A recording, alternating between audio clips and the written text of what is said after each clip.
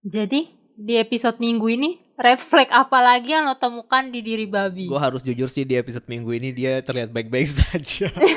Kayak mereka berusaha untuk menutupi segala kecurigaan kita gitu loh. Kayak mendedikasikan episode ini cuman buat Yumi bahagia aja. Ini tuh kayak ketenangan sebelum badai gak sih? Iya, bisa jadi kayak gitu sih. Ya kan? Karena gue merasa kayaknya memang nggak tahu sih ya. Ini kan cuman kepercayaan saya saja ya ngomong-ngomong. Tapi gue tetap di pihak bahwa babi ini kebabi-babian. Kebabi-babian. Babi ini agak sus nih, agak sus. Dia emang sus sih, dari cara dia gendong babi juga udah sus. Udah kayak berasa emang pelihara babi gitu maksud lo.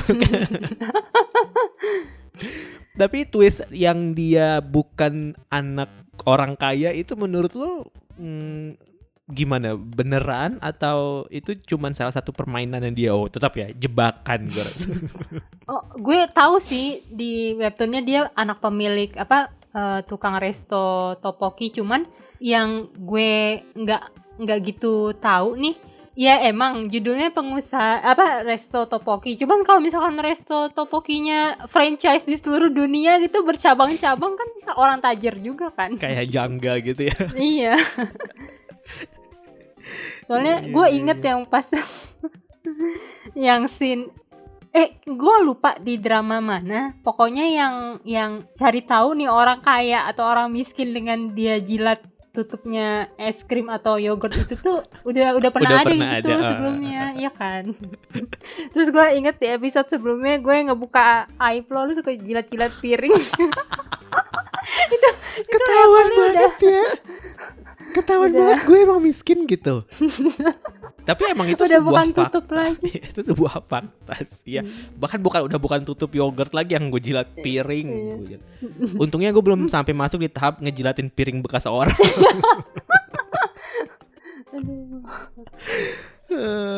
Walaupun gue sebenarnya di episode ini berharap ada sesuatu yang membuat gue semakin yakin bahwa kecurigaan gue ke babi ini tuh terbuktikan gitu. Tapi nggak tahu kenapa kayak di satu sisi gue merasa agak kecewa karena kayak ya ternyata dia orang baik. Tapi di sisi lain kayak ya good for you Yumi gitu sih sebenarnya. Tapi ya gue nggak tahu sih ya, maksudnya bisa jadi juga kan ini adalah sebuah ya kayak tadi lo bilang itu kayak badainya belum datang nih gitu maksud gue. Jadi gue nggak mau terlalu menggantungkan harapan tinggi buat dia sih. Maksudnya kayak gue masih tetap berpijak bahwa si babi ini sus gitu. Ya apa yang lo harapkan dari drama yang di tengah-tengah seasonnya tahu-tahu mereka udah semanis itu gitu. Iya kan. Kayak pasti konflik akan datang segera sih harusnya sih ya, karena kalau nggak kayak gitu gue mau bilang capek tapi nggak juga sih, tapi kayak iri dengki. Iya lebih kayak kok Yumi bahagia sih kok enggak gitu loh, maksudnya kayak di episode 5 gue sempat sedikit naik gitu ya harapan gue sama gitu dengan kemunculan dia lagi. Terus juga dengan bagaimana dia diceritakan nggak cuman sekedar sosok yang sudah lalu gitu. Jadi kita tetap dibawa ke detail-detail, bahkan masuk ke sel-selnya juga gitu. Dan itu gue suka banget sih pas mereka mengembalikan dengan memberitahukan prime cell dia gitu, maksud gue. Dan gue merasa kalau ada banyak pelajaran yang bisa gue ambil dari Yumi Cell ini nih ya di episode ini sih, kayak semoga prime cell gue nggak pride sih, kayak gue bilang kayak gue nggak mau jadi orang gengsian gitu karena males gitu loh. Kayak akhirnya gue sadar betapa melelahkannya menanggapi segala perasaan nggak enaknya kalau misalkan orang mau berbuat baik buat dia gitu loh. Kayak kadang-kadang orang-orang kayak gini nyebelin gitu karena mereka tuh tidak berani untuk feel vulnerable gitu loh, kayak nggak berani mengakui bahwa gue lagi tidak berdaya nih gitu, gue lagi susah nih gitu. Maksudnya kan ya tentu saja kita bisa hidup sendiri, itu pilihan gitu, tapi kadang-kadang memang ketika dalam kondisi seperti ini mungkin kita butuh bantuan orang, dan ketika kita punya orang yang istilahnya kayak safe space gitu dan mereka bisa memberikan uluran tangan, menurut gue akan lebih bijak untuk kita menerima gitu dibandingkan dengan kayak gengsi dan mengedepankan si pride itu. Jadi kayak gue suka banget sih adegan ketika akhirnya sel yang lain gitu yang berusaha untuk mendominasi si Menyabotase. Tapi ya Iya. jeleknya kadang-kadang kan dari cerita kehidupan itu adalah kita baru sadar setelah terlambat kan. Iya. Tema besar episode 5 itu ini sih emang penyesalan selalu datang terlambat. Kayak di awal aja kita langsung dibuka kan, diliatin betapa tuh sebenarnya masih kepikiran banget nih sampai ke bawah ke mimpi-mimpi segala gitu. Hidupnya nggak tenang karena dia menyimpan sesuatu yang harusnya dikeluarkan, cuman gara-gara si prime cell ini nih, maksudnya dia prime cell tapi justru dia membuat tidak bahagia tuh kayak ya nyesek banget sih emang episode 5 ini. Iya, dia tuh kayak malah toksik ya jatuhnya ya.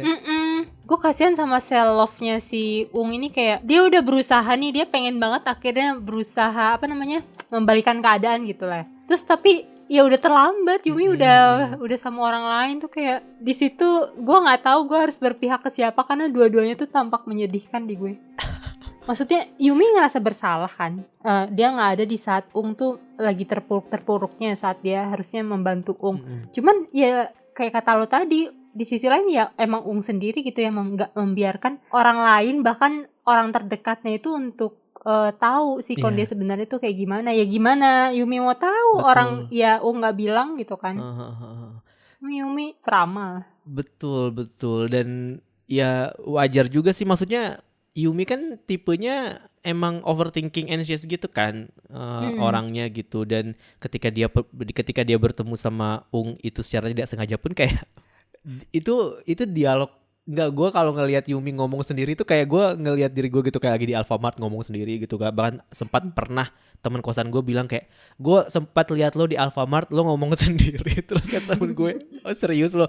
Iya, dan menurut gue itu aneh banget kata dia gitu. Tapi emang gue sering ngomong sendiri kok, gue bilang gitu. Maksudnya gue tidak masalah gitu ya kalau orang-orang ngelihat gue ngomong sendiri. Makanya gue selama pandemi ini bersyukur banget kita pakai masker ya. Tapi itu kan sering banget kejadian kan, kayak apa yang dialami Yumi ketika dia merasa dia berbuat tidak menyenangkan untuk itu kan sering banget kejadian ya, kayak salah nggak sih sikap gue tadi gitu. Terus kayak enggak kok, nggak salah, udah cukup kok, udah cukup baik gitu, maksudnya udah cukup ya sekenanya gitu. Tapi sel lainnya kan ngomong yang kayak, tapi kan ini Christmas Eve, kenapa nggak ngucapin Selamat Natal aja gitu kan. Kadang-kadang kan kita gitu kan yang kayak dilematis gitu ya. Makanya persis ketika Yumi juga berusaha untuk move on itu, yang dia masih ngepo-ngepoin Instagram itu ya sebenarnya sel-sel yang lain itu juga belum sepenuhnya bisa melupakan sih, dan itu wajar sih menurut gue. Dan setelah lupa kan ujung-ujungnya cuman terus sama babi. Dan benar ya, sel emosi yang paling ngerasa tertekan dengan pertemuan kemarin itu. Iya, gue emang nyangka sih di ending season 1 itu kan emang mereka putusnya masih kayak agak gantung kan, kayak belum ada yang kelar. Jadi gue yakin di episode 2 emang pasti mereka ada kayak semacam 2. Iya, di season 2 mereka pasti akan ada semacam penjelasan. Ya untuk bertemu, untuk meluruskan lagi gitu. Cuman gue gak nyangka itu akan menjadi senyesek ini sih. Cuman gue bersyukurnya adalah walaupun singkat tapi mereka sempatlah sedikit mengutarakan apa yang harusnya mereka utarakan gitu di ending itu kan, sebelum mereka berpisah. Cuma scene terakhir di mana akhirnya diliatin menghabiskan malam Christmas sendiri dengan rice cooker dan bakpao itu kayak kasihan banget sih. Terus mana sih kurang ajarnya si Sei. Pas Sei pertama muncul kan gue langsung ngebatin kayak Sei masih hidup lo gitu. Iya gue juga. Terus mau ngapain lagi lo gitu. Dia pamer punya pacar ternyata. Iya, bisa-bisanya dia setelah menghancurkan hubungan orang terus dia malah bahagia punya pacar. Iya itu ya, bener juga ya. Kayak wah, yang lebih psikopat sebenarnya Sei dibanding babi sebenarnya. Cuman kayak babi tetap sus.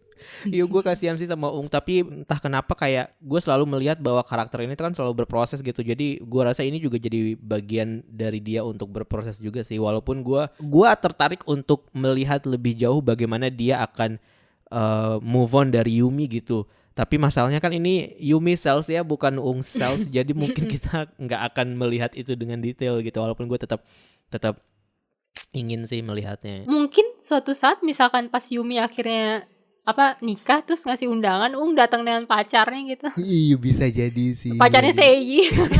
Kesel banget.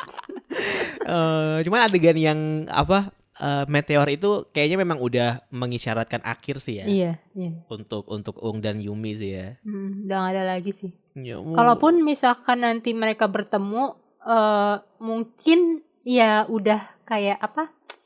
Ya biasa aja gitu, nggak sesakit ini. nggak sesakit ini tapi akan tetap awkward nggak sih, kan adegan mereka sebelah-sebelahan di mobil belum ada. Iya sih, pasti awkward sih. Masalahnya si Babi tuh tahu Ung kenyataannya itu seperti apa sebelum Yumi tahu gitu kan.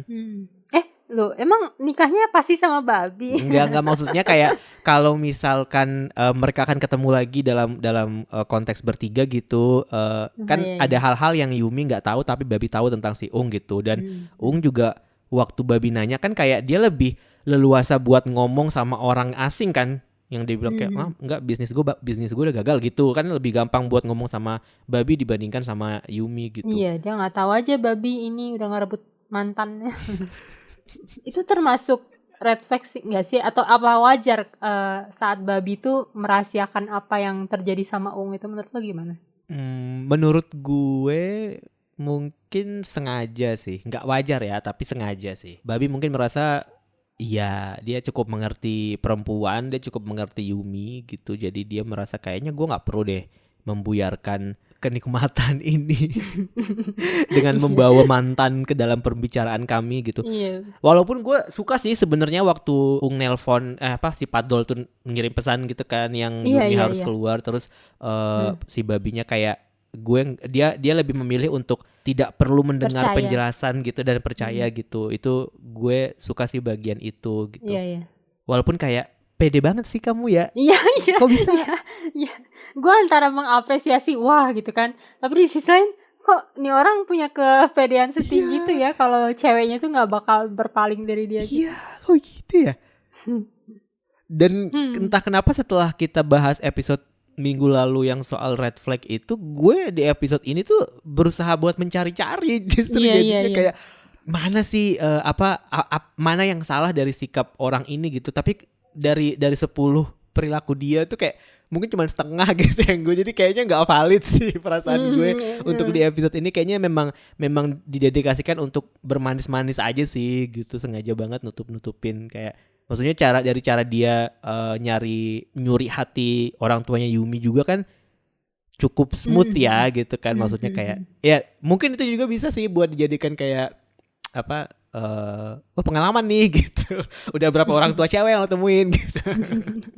Tetap nggak mau babi terlihat baik di mata gue.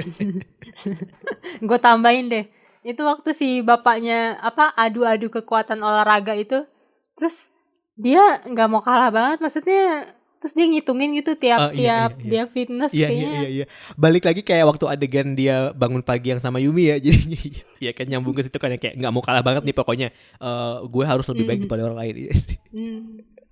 Narsis kan. Tapi gue tuh bingung ya sama Yumi sih, mungkin karena konteksnya di sini Yumi sih, kayak lu udah bermalam sama seorang pria gitu, terus kenapa pas pagi-pagi baru bangun tuh harus banget panik sama muka yang bengkak tuh apa? Coba tuh buat apa? Maksud gue tuh kayak, gue tuh merasa setelah semua yang lo lakukan di atas sofa itu, apakah masih perlu untuk memikirkan penampilan ketika bangun tidur gitu? Maksud gue kayak agak di situ sih gue agak merasa ini sel-selnya Yumi kadang-kadang agak ekstra ya. Iya, itu gue sebenarnya agak bingung deh. Maksudnya apakah emang rata-rata orang Korea seperti itu? Maksudnya ini bukan pertama kalinya gue ngeliat di drama ceweknya tuh pas bangun paginya tuh kayak, aduh muka gue bengkak segala macam, semalam abis minum ramen, habis makan ramen, habis apa gitu. Maksud gue emang bisa ya muka langsung membengkak dalam semalam gitu hanya karena bisa ya. Oh, gue kayaknya muka gue kempot-kempot begini aja. Kalau orang Indonesia bukan bengkak kali ya, lebih ke belek gue nih gitu atau gimana? Nggak tahu sih ya, tapi biasanya berminyak gitu. Iya itu tuh kayak udah ini nggak sih, udah jadi kayak common knowledge nggak sih buat orang-orang Korea, kayak habis makan ini pasti mukanya bengkak gitu. Tapi maksud gue ini makan seafood kan? Itu necessary gak sih untuk dilakukan gitu? Maksudnya kayak dibandingkan dengan lo mengkhawatirkan muka lo yang bengkak di pagi hari, kalau gue personally gue lebih mengkhawatirkan bau nafas gue sih dibandingkan dengan Hmm. muka gue yang bengkak gitu. Tapi anyway kan si baby nggak ngeliatin juga bengkak kayak mana pula gitu, maksud gue kayak Matanya aja masih merem. masih merem. Terus Yumi juga nggak dikasih keluar kan dari kasur, kayak udah lengket aja gitu. Biasalah, namanya juga ada sel cemas kan yang menghasut seluruh sel-sel lain supaya panik. Yumi udah punya sel cemas, sel fashionnya juga cemas lagi. Kayak semua sel dia tuh mungkin prime sel dia di episode ini cemas deh kayaknya. Ya kan kayak yang bagian itu apa life satisfaction itu yang bintang-bintang Iya. yang rating kan itu kan kayak dikasih lihat ternyata mungkin untuk season ini prime cell dia mungkin bukan love lagi gue rasa. Iya, gue perhatiin yang di bumper OBB-nya itu 4 sel yang pertama muncul itu tuh sel penulis, sel rambut, sel cinta sama sel cemas. Jadi yang kayak sel akal emosi yang itu baru belakang-belakangan, justru kayak wah sel cemas naik tingkat nih di season ini, kayaknya dia akan sering muncul. Dan gue sangat relate yang waktu di bagian di awal episode 6 itu yang apa? Yumi udah bahagia nih, udah full nih keluar dari kafe itu sore-sore. Tiba-tiba si sel cemas membisikkan hal yang tidak penting kayak emang kita nggak apa-apa ya hidup kayak gini ya. Terus kayak hancur semua gitu. Kayak mau lo apa sih gitu. Iya.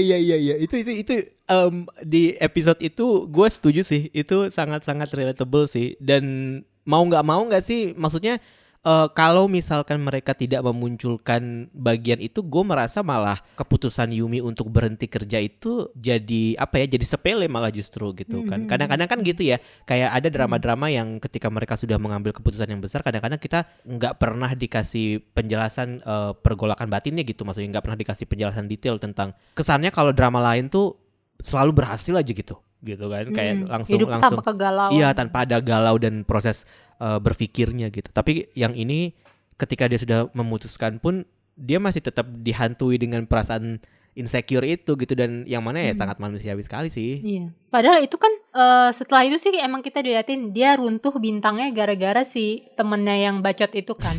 Cuman sebelum temannya itu datang pun Yumi bisa meruntuhkan moodnya sendiri gitu, walau tanpa ada pancingan dari siapapun. Ya itu lo banget sih. Lu juga ya ngaca. Iya sih kayak tapi itu susah tahu untuk bisa keluar dari situasi seperti itu, apalagi dalam kondisi yang penuh ketidakpastian seperti Yumi ini kan. Makanya kan gue bilang kayak orang yang seumuran dia pasti setuju sama pendapat gue yang kemarin di episode sebelumnya bahwa kayaknya Yum ini keputusan yang sangat-sangat tidak masuk akal deh untuk orang di usia lo dan berhenti kerja gitu. Maksudnya di satu sisi memang ya realistisnya kayak gitu. Tapi ya di sisi lain gue merasa kayak lo memang kalau nggak sekarang ya kapan lagi kalau mau mengejar mimpi gitu. Tapi ya gitu, kalau gue jadi dia mungkin kayak gue nggak akan sanggup deh untuk menghadapi sel cemas gue. Iya, pasti si siapa temannya si Eni itu sibuk nyeramain Yumi, gue langsung inget lo kan. Lo juga di episode sebelumnya kayak Yum kenapa sih lo keluar gitu. Gue ngebayangin lo yang lagi duduk situ. Iya kan, makanya gue bilang kayak oh ini dia memang mewakili perasaan gue banget nih, perasaan orang-orang yang seumuran itu yang memang kayak merasa aduh nggak bisa nih Yum gitu. Makanya mungkin itu juga yang membuat kadang-kadang gue pribadi merasa kayak, atau mungkin orang kebanyakan gitu merasa kayak wah ya lo mah enak orang kaya gitu misalnya kan, kayak kalau mau berhenti kerja mah enak gitu, bisanya ada orang tuanya yang dukung gitu. Padahal kan sebenarnya ujung-ujungnya mungkin mereka pun juga bergulat dengan permasalahan-permasalahan yang kita juga nggak tahu kan. Gue juga yakin, makanya waktu plot twist dari bagian yang bintang-bintang itu ya, oh iya besok kan Senin ya, mood kerja ya, gue kan nggak kerja. Nah itu sih maksudnya kayak oh iya, bahkan ternyata ketika lo sudah kerja pun gitu ya settle sih hidup lo menurut standar lo gitu. Tapi ya mental lo kena juga. Iya, mental lo kena juga gitu. Ketika orang yang kayak Yumi ini bisa nggak ngapa-ngapain di hari Senin, lo masih harus kayak ya udah besok udah Senin gitu. Gue senang banget sih Yumi akhirnya bisa membalikan keadaan. Menurut gue Yumi ini di season ini tuh kelihatan lebih tangguh loh. Sebelumnya kan gue sempet bilang kan kayak Yumi tuh dia bisa menyemangati dirinya sendiri gitu. Terus yang di episode ini juga yang pasti ini loh dia gagal apa? Menang kontes. Terus sale writernya tiba-tiba dengan apa kumpulan quotes motivasional itu Quote-quote Instagram story lo ya. Dia langsung bisa bangun sendiri gitu tanpa dia harus ngerengek-rengek ke pacarnya atau gimana. Gue suka sih di bagian itu sih. Imajinasinya dia menurut gue belakangan ini jadi lagi kreatif sih ya. Dibandingkan dengan waktu sebelumnya kan dia sudah memulai untuk nulis diary lagi gitu kan. Tapi walaupun masih pendek-pendek gitu. Tapi kalau yang sekarang ini dia agak bisa lebih liar gitu. Karena mendengar kata waktu muncul kata pewaris itu yang dari pikiran dia langsung kayak ngebayangin yang sel-selnya main drama itu yang terus si sel detektif bilang kayak lo lebih cocok jadi penulis drama deh bukan penulis novel. Langsung reka adegan. Ya karena maksudnya kreatif banget gitu, udah kemana-mana gitu pikirannya. Dan mungkin ini juga jadi sebuah apa ya kayak momentum besar buat Yumi kali ya untuk kedepannya dia akan settle seperti apa gitu. Iya. Gue jadi curiga, jangan-jangan momen, gue kan emang gak baca webtoonnya ya, jangan-jangan momennya Yumi nanti akhirnya bisa menulis cerita yang bagus itu adalah inspirasi dari putusnya dia sama si babi ini lagi. Iya bisa. Kan kadang putus cinta kan kata pujangga tuh salah satu ini kan. Gini kata pujangga nih. Putar lagunya dan makan. Hidup tanpa cinta.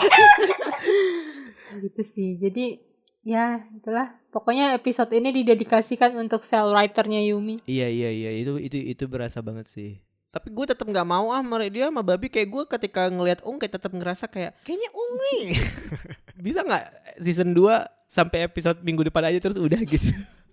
Kita melangkah ke cowok selanjutnya aja. Gue sudah seneng banget kan muncul terus ada like a star kayaknya nostalgic banget gitu. Dan cara mereka ngasih editing yang Yumi awalnya sangat menyambut pertemuan itu yang mereka mengopi segala macam terus ternyata itu cuman hayalan doang itu kayak anjing.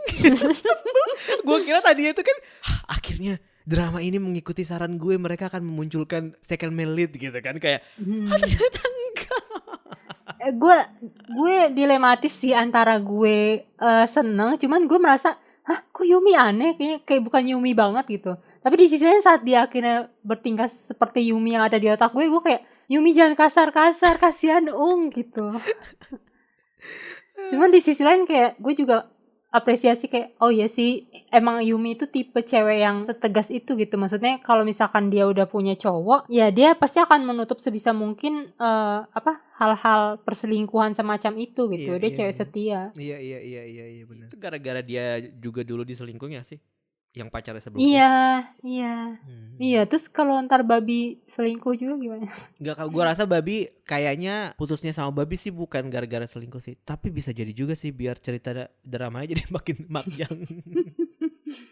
Ya pasti lu nggak nonton preview kan? Nggak mau nonton preview. Gua kunci mulut gue rapat-rapat. Apa yang terjadi? Apa yang terjadi? Kenapa lu harus bahas kalau akhirnya lu nggak mau memberitahukannya gitu? Biar lo gak bisa tidur nyenyak malam ini. Aduh, sel cemas gue ke-trigger banget sih ini ya. Makasih loh. Sama-sama. Waktu masih lama. Terus apa yang membuat lo merasa babi ini sudah meyakinkan gitu? Karena orang tuanya Yumi juga akhirnya udah kenal, terus juga mereka pun juga oke-oke aja gitu. Oh iya, akhirnya ketemu kan tuh nyokapnya. Duh, pasti berat banget sih buat Yumi kayak udah ngenalin ke orang tua nih, udah melalui perkenalan yang menegangkan, terus tahu-tahu putus harus ngenalin cowok baru lagi tuh capek iya sih. Kan. Tapi itu juga bakal jadi ini gak sih, bakal jadi konflik baru gak sih ke depannya? Kayak ya kan mereka udah ketemu sama babi nih gitu. Ya gue sih berharapnya, maksudnya gue kasihan sih kalau kayak ginian tuh ngelibatin orang tua, apalagi kalau misalkan orang tuanya sampai yang ngedatengin babi gitu kayak ikut campur terlalu dalam tuh kayak gak usah deh, biar antara Yumi sama babi aja gitu. Tapi bapaknya tuh kekanak-kanakan banget gak sih kayak iya sih. Gue takutnya dia pas tahu lihat Yumi nangis itu kan gara-gara babi gitu langsung disamperin babi street food. Berantem deh tuh sama bapak-bapaknya. Tapi kayaknya semua ini gak sih kayak gitu gak sih, kayak bokap lo dulu gitu gak? Wah, bokap gue lagi. Ini Dia kan Yumi padahal dari awal negesin kan kayak ngomong, iya bapak aku ini kok Baik gitu. lu santuy gitu kan. Sesantuy-santuinya bokap lu namanya ngeliat anak ceweknya mau diambil cowok lain tuh pasti resah gelisah gitu. Oh iya. Apa kabar bokap gue yang kaku tegang dingin gitu kan. Tiba-tiba ngejelekin bokap lo.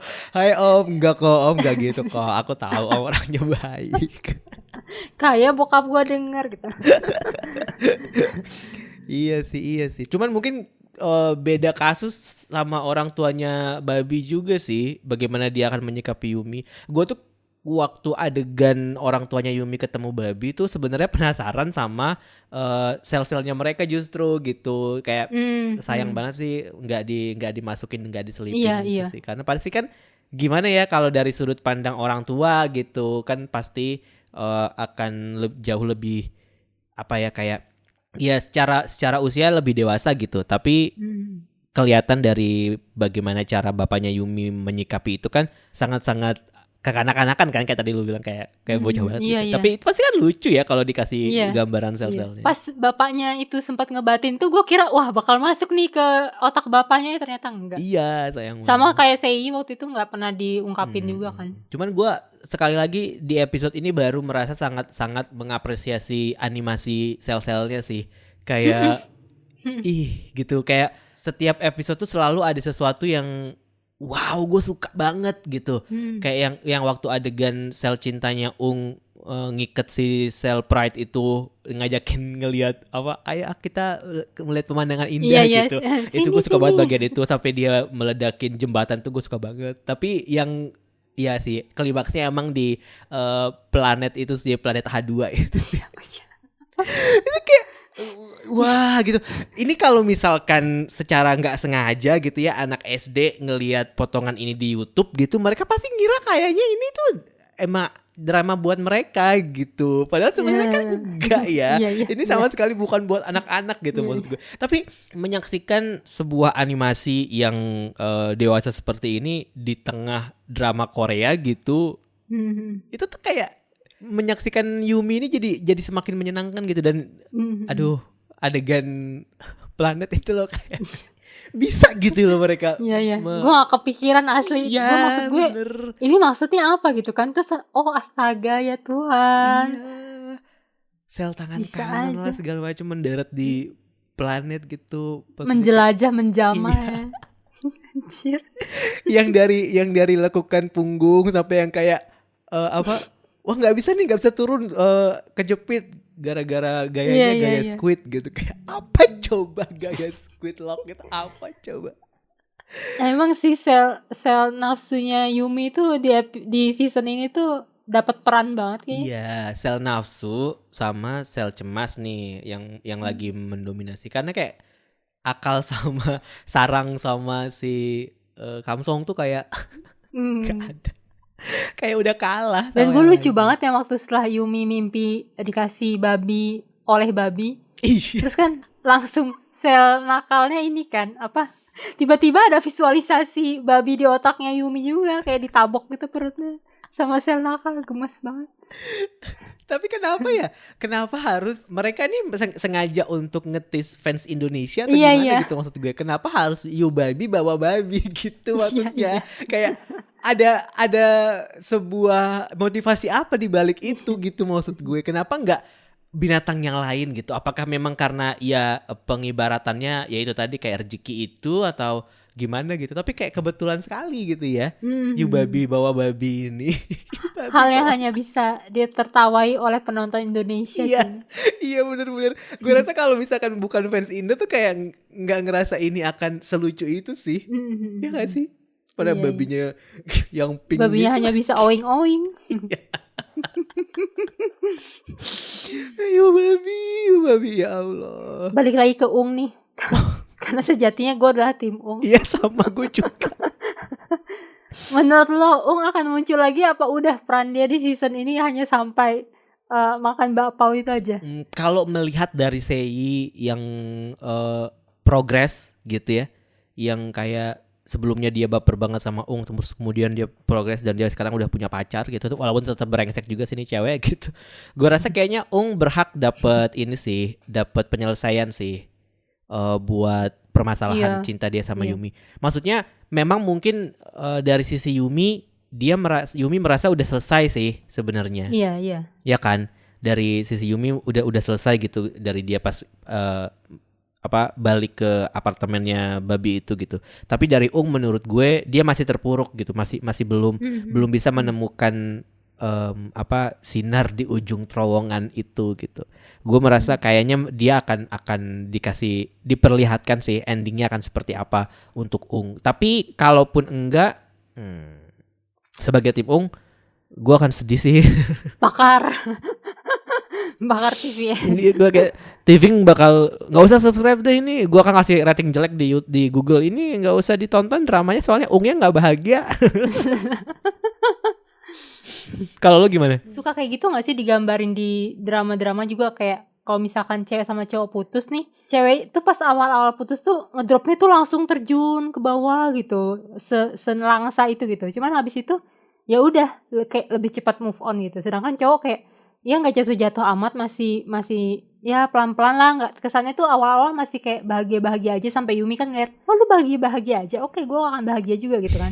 Padahal dia nggak tahu Ung tuh juga sebenarnya tertekan gitu dengan perpisahan ini sampai masih ke bawah mimpi lah atau segala macam lah. Ya nggak menutup kemungkinan kalau misalkan Ung pun move onnya bisa jauh lebih lama daripada Yumi gitu. Iya. Bisa jadi dia akan muncul lagi pas di era cowok ketiga. Bisa, iya, nggak apa-apa sih. Nggak apa-apa banget kalau nggak apa-apa banget sih kalau Ung yang muncul lagi kalau. Iya, kalau Ung yang muncul nggak apa-apa, kalau babi udahlah ya. Iya. Tapi dengan segala manis-manisnya di episode 6 ini gue menantikan sih apa yang akan terjadi sama babi sih ke depannya gitu. Kayak masa sih drama semenyenangkan dan se-fun ini akan flat dengan kemunculan si babi ini kan. Sebenarnya gue sempat berpikir seperti itu karena balik lagi dibandingkan dengan hubungan Yumi sama Ung, gue lebih merasa hubungan Yumi sama babi ini tuh ya memang cuman sekedar happy aja gitu, bukan sesuatu yang akan dia bawa sampai dia bisa membicarakan pernikahan gitu sama si babi gitu. Beda sama yang Ung kan. Gue rasa kenapa akhirnya Yumi sampai di topik pernikahan itu karena dia juga berpikir mungkin Ung sudah sedewasa itu gitu buat dia untuk bisa masuk ke tahap yang lebih lanjut, sementara untuk babi kayak cowoknya lebih suka happy deh gitu. Iya ya, sampai sekarang isu soal pernikahan itu belum diinin lagi ya. Sempet sih yang pas nyokapnya bilang mau dipanggil apa sih? Menantu gitu. Cuman Yuminya kayak wolos aja gitu. Dan gue ngeliat Yumi tuh pas sama babi ini kayak jauh lebih suka bercanda, ngejokes gitu gak sih? Iya, yang kayak dia dikit-dikit ngerjain babi. Ada orang tua gue gitu di sini. Iya. Mungkin itu juga jadi dari efek karena dia sama babi kali ya. Kayak influence-nya babi juga gak sih dengan aura-auranya mereka, bercanda-bercandanya mereka berdua, pada akhirnya Yumi pun ketrigger buat itu, atau karena mungkin si sel penulisnya memang lagi aktif banget jadi suka ngarang lo Yum.